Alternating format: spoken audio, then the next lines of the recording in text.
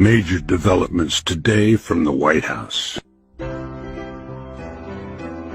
Former President Donald Trump is expected to make a decision within the next 2 weeks on whether the U.S. will formally step into the escalating conflict between Israel and Iran.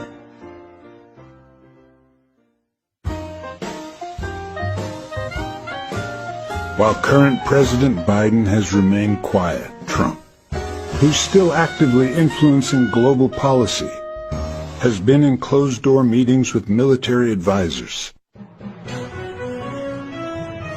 The White House confirmed today that discussions are focused on how best to support Israel while avoiding a full-scale global conflict. Meanwhile, the war on the ground continues to intensify.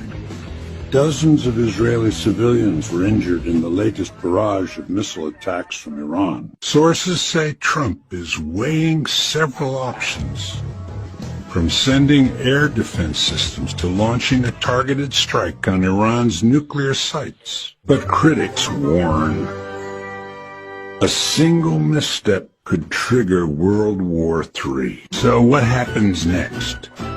We may know within 14 days. Stay tuned and subscribe for live updates as this story develops. Hit the bell icon to stay informed.